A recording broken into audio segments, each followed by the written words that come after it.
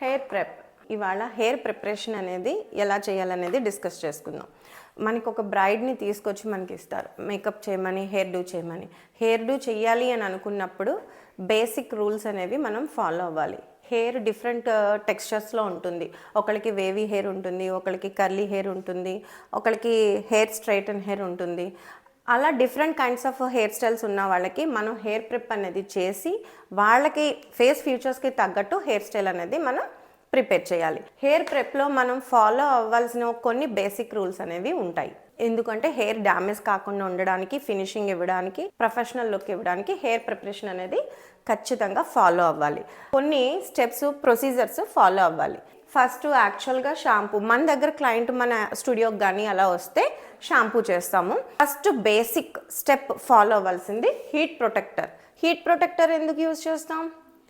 Damage control చేయడానికి heat protector అనేది use చేస్తాం. నెక్స్ట్ మోజ్ అప్లై చేస్తాం. ఎందుకు మోజ్ అప్లై చేస్తాం? వాల్యూమ్ ఇంక్రీజ్ చేసుకోవడానికి. తర్వాత నెక్స్ట్ స్టెప్ ఏంటి?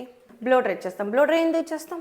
హెయిర్ సెట్ చేసుకోవడానికి, ఫినిషింగ్ లెవెల్ ఇచ్చుకోవడానికి బ్లో డ్రై చేసి నెక్స్ట్ ప్రొసీజర్లో మనం క్రింపింగ్కి వెళ్తాం. క్రింపింగ్ ఎందుకు? To change the texture of the hair.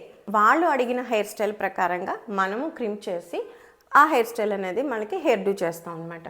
తర్వాత చాలామందికి క్రింప్ చేసాక సో మచ్ ఆఫ్ డ్రైనెస్ ఉంటుంది, చాలా బిరుసుగా అయిపోయి రఫ్గా ఉంటుంది. అలాంటి రఫ్ టెక్స్చర్ ఉన్నప్పుడు మాత్రం మీరు సిరం అప్లై చేయండి. ఓ 2-3 పామ్స్ అప్లై చేసి లీవ్ ఇట్. అప్పుడు మీకు స్మూత్ ఫినిష్, షైన్ ఫినిష్ కూడా ఉంటుంది.